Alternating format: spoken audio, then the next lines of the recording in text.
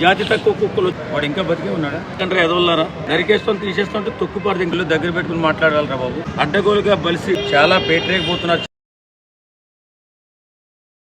Sir నమస్తే sir. నమస్కారం అండి. సార్ రీసెంట్ టైంలో చూసుకున్నట్టయితే పవన్ కళ్యాణ్ గారు సనాతన ధర్మం గురించి మాట్లాడని చెప్పి ఒక చర్చి ఫాదర్ మండేపాడు డానియల్ అనే చర్చి ఫాదర్ ఏమని కామెంట్ చేసినంటే సనాతన ధర్మం గురించి పవన్ కళ్యాణ్ మాట్లాడితే ఆయన ఎక్కడికక్కడ నరికేస్తామని చెప్పి కామెంట్ చేసిండు. అవునా?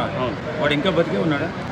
స్టేషన్లో వేసేది సార్, కేసు ఫైల్ అయింది, ఆయన పైన కేసు ఫైల్ అయింది, స్టేషన్లో ఉంది. ఈ మధ్యకాలంలో ఈ చర్చి ఫాదర్లు చాలా పేటరేకపోతున్నారు. చాలామంది కొంతమంది ఇష్టానుసారంగా మాట్లాడు.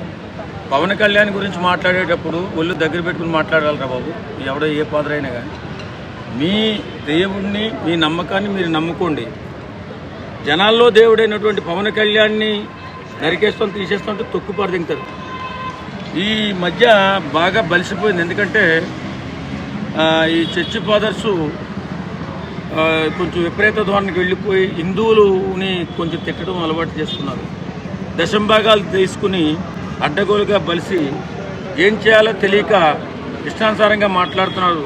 ఈ సందర్భంగా చెప్తున్నా, అరే మీరు ఎవరి జోలికన్నా వెళ్ళండి, పవన్ కళ్యాణ్ జోలికి వెళ్ళి హిందువుల్ని దుర్మార్గులుగా చిత్రీకరించే ప్రయత్నాలు చేయకుండా ఎదవల్లారా.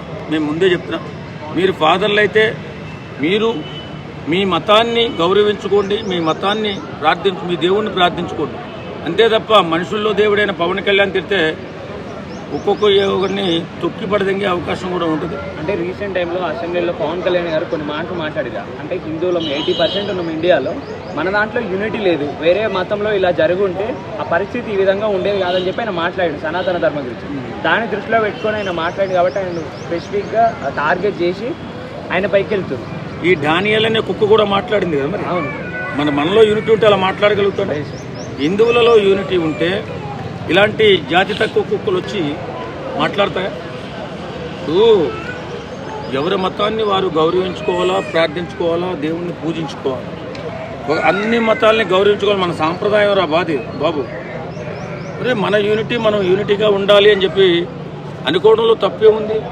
యూనిటీగా లేకపోతే కొన్ని అరాచకాలు జరుగుతున్నాయి ఈ మధ్యకాలంలో. అందుకని పవన్ కళ్యాణ్ గారు ఆ మాట అన్నారు. ఆ మాత్రం దానికి ఈ అవలేపాదులు వచ్చి నరికేస్తాడా? ఒక్కొక్క నా కొడుకు తిరుగుతారా ఊళ్ళో? ఎందుకు ఎదవ మాటలన్నీ మాట్లాడతారు? ఎదవల్లాగా మారిపోయారు. దశంభాగాలు తింటున్నారు, తినండి. ప్రజల్లో పెంట తిన్నట్టు తింటున్నారుగా.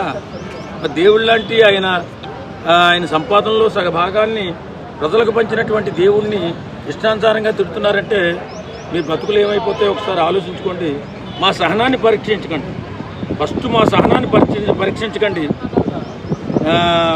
మీరు ఇబ్బందులు పడకండి చెప్తున్నాం.